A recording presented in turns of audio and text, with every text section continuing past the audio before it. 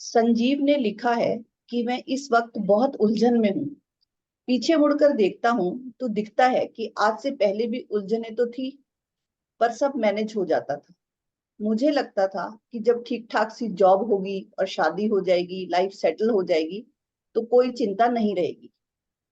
पर अब life settle हो गई है तो भी मन को आराम नहीं मिला, बेचैनी रहती ही है।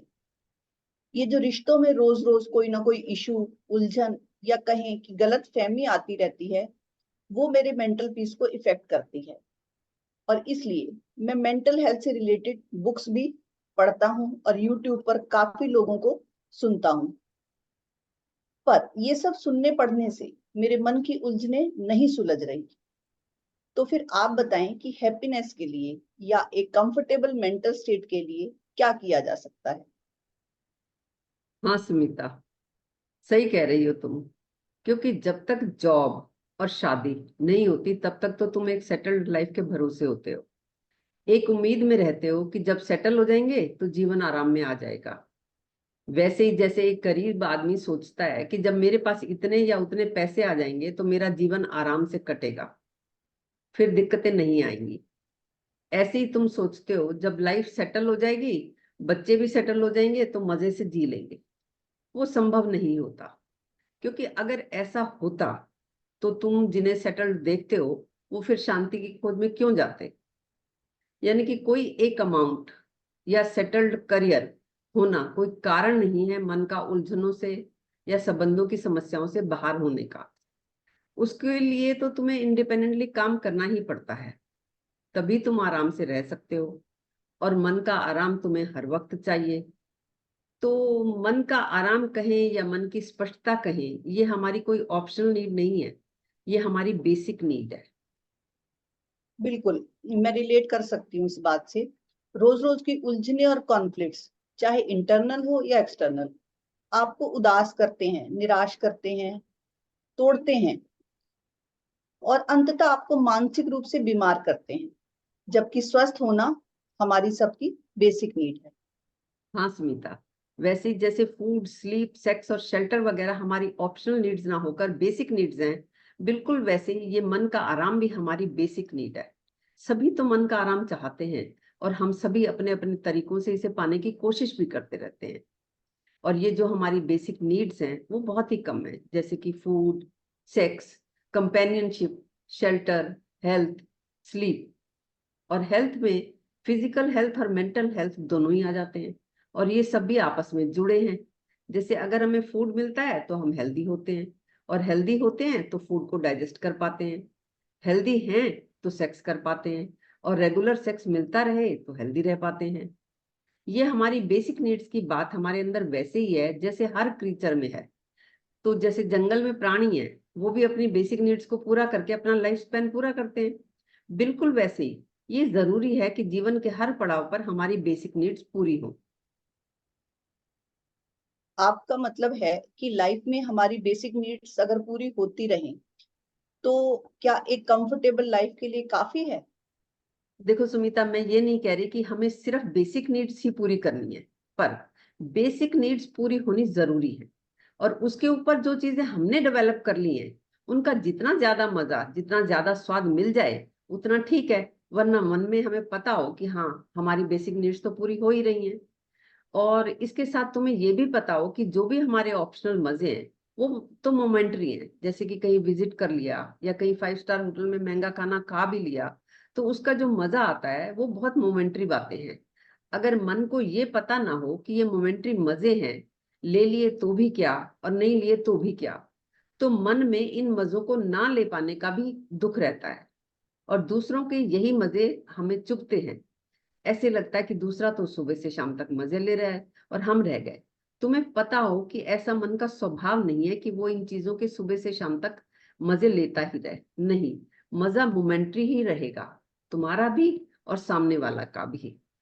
और भी एक इम्पॉर्टेंट एस्पेक्ट जुड़ा है इन मजों के साथ, और वो ये है कि आपके हर मजे के साथ परेशानी भी जुड़ी ही रहती है। इसके बारे में हम आने वाले टाइम में एक एपिसोड बनाएंगे ही। आपका मतलब है कि हम जीवन में ऐसी चीजों के लिए परेशान होते हैं जो गैर जरूरी हैं, लेकिन लाइफ में ये कंफ्यूजन भी तो रहता ही है कि जीवन में क्या जरूरी है और क्या गैर जरूरी है। देखो सुमिता, ये समझना इतना भी मुश्किल नहीं है कि क्या जरूरी है और क्या गैर जरूरी है। हम सभी को पता तो है ही कि हमारी बेसिक नीड्स क्या हैं और ऑप्शनल नीड्स क्या हैं, पर हम रुक कर सोचते नहीं। अगर एक बार रुको तो ये समझा जा सकता है कि जो चीजें हमारे मन को ओवर पावर किए हुए हैं, जिन चीजों को तुमने रियल नीड मान रखा है, जिनके लिए तुम मरे जा रहे हो, वो क्यों नहीं है रियल नीड्स। तुम समझ सकते हो कि खुशी का क्या मतलब है और खुश रहने के लिए करना क्या जरूरी है। असल में दुनिया भर में लोग खुश रहने के लिए ही परेशान हैं, और इंटरनेट पर सबसे ज्यादा ये सर्च किया जाता है कि खुशी का मतलब क्या है और खुश रहने के लिए क्या जरूरी है। और ये सर्च करने वालों में ज्यादातर लोग ऐसे हैं जिनके पास अच्छी नौकरी है या कोई अच्छा बिजनेस है, अच्छा पैसा है, अच्छी गाड़ी और सारी सुख सुविधाएं हैं, लेकिन इनके जीवन में खुशियां नहीं है। मैं रिलेट कर सकती हूँ आपकी इन बातों से। एक समय ऐसा भी रहा होगा जब ये लोग सोचते होंगे कि मेरे पास इतना पैसा आ जाए तो मैं खुश हो जाऊंगा, या इतना बड़ा घर खरीद लूंगा तो मैं खुश हो जाऊंगा, या इतना बैंक बैलेंस होगा तो मैं खुश हो जाऊंगा, या कोई भी ऐसी चीज जो वो चाहते हैं वो मिल जाए तो वो खुश हो जाएंगे। धीरे धीरे उन्हें वो सब मिल भी जाता है लेकिन खुशी नहीं मिलती। हाँ, स्थिति ये हो गई है कि लोग पैसा देकर खुश रहना सीख रहे हैं। असल में ये तुम्हें पक्का पता है कि पैसे का अभाव तो दुख का कारण है। ये वास्तविकता भी है, क्योंकि जब भी कोई गरीब होता है तो उसे लगता है कि पैसा ना होना ही हमारी समस्या है। अगर पैसा आ जाए तो हम हैप्पी हो जाएंगे, चाहे हम कितने भी अमीर हो। इस वास्तविकता से हम सभी रिलेट कर सकते हैं कि गरीबी सबसे बड़ा दुख है। अगर पैसे की कमी की वजह से किसी की बेसिक नीड्स भी पूरी ना हो तो वो दुखी होगा ही। लेकिन फिर लॉजिकली तो पैसे आते ही सारे दुख दूर हो जाने चाहिए, जो होते नहीं है, हो सकते नहीं है। तो ये बात तो आपकी सही है कि पैसे से खुशी नहीं मिलती। पर यहाँ मेरा एक प्रश्न है आपसे कि कम पैसे में भी आज के टाइम में कहाँ संभव है मजे करना। हर मजे में तो पैसे खर्च होते हैं।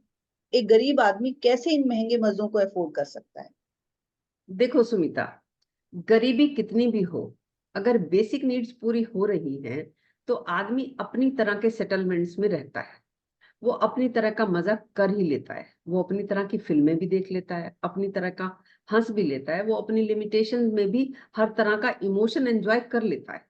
उसका फाइनेंशियल स्टेटस उसकी हंसी पर, उसकी खुशी पर कोई रोक नहीं लगाता। इससे किसी भी पैसे वाले को गलतफहमी भी हो जाती है कि पैसे से खुशी नहीं मिलती तो इसका मतलब पैसा होने से दुख आ रहा है, तो पैसे को कम कर लिया जाए, शायद इसी से खुशी मिल जाए। नहीं, ऐसा भी नहीं होता, क्योंकि पैसा सुविधाएं तो लाता ही है।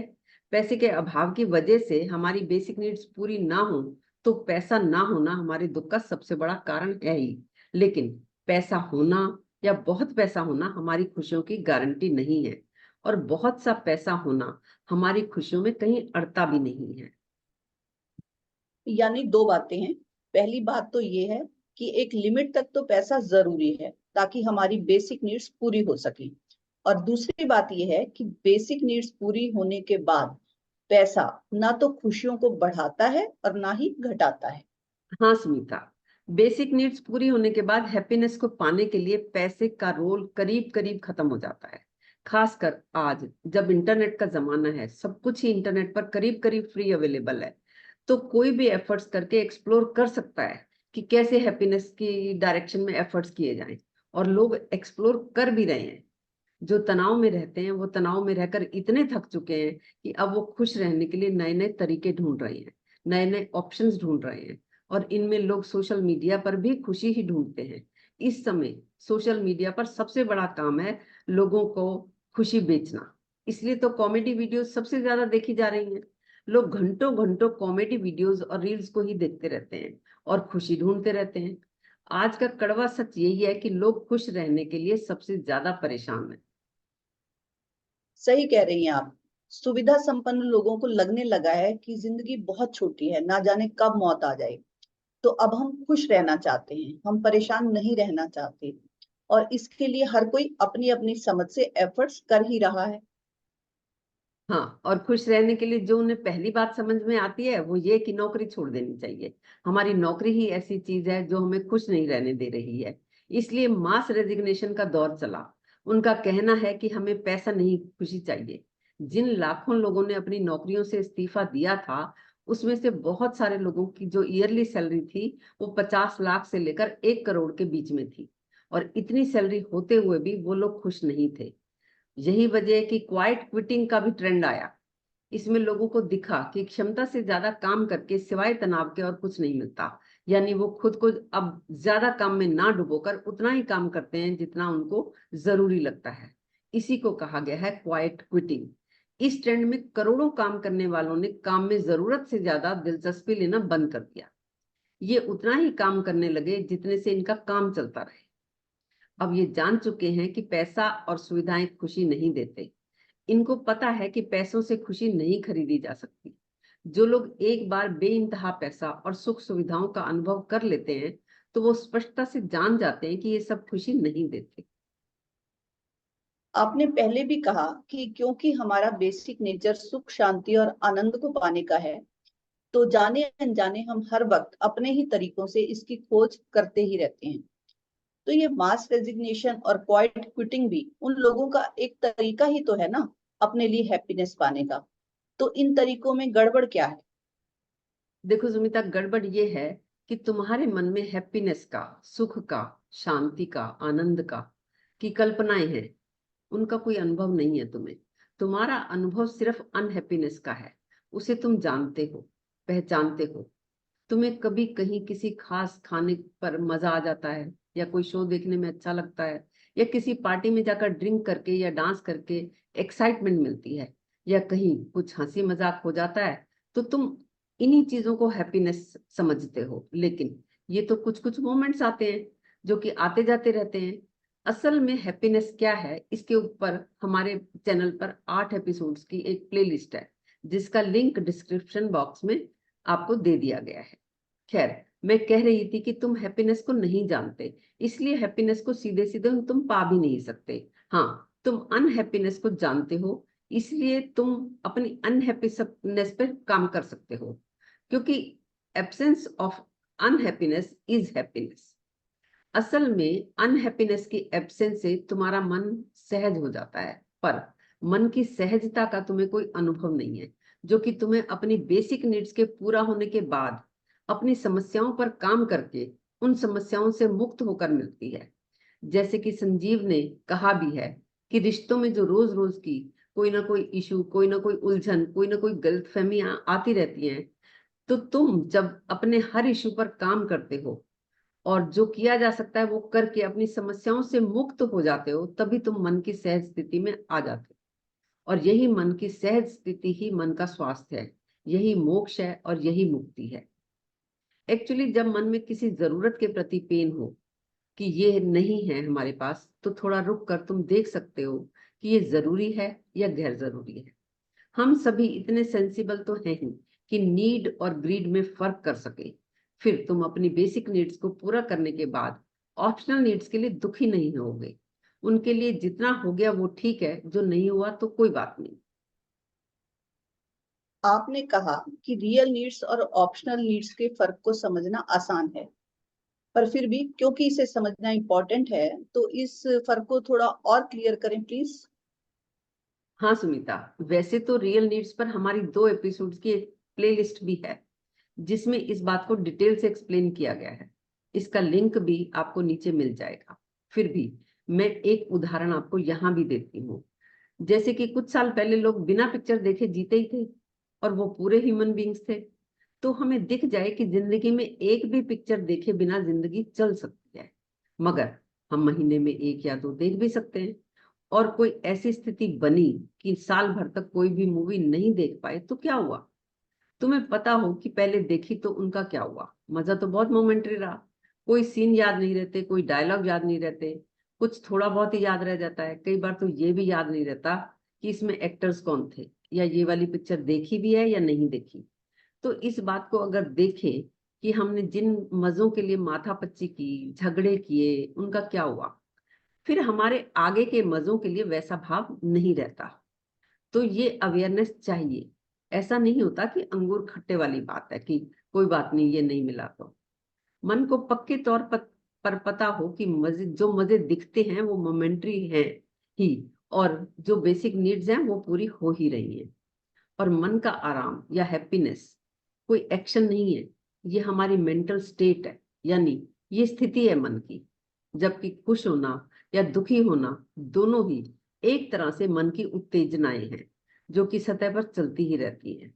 यानी खुश होना या दुखी होना दोनों ही ऐसे इमोशंस हैं जो सरफेस लेवल पर चलते ही रहते हैं।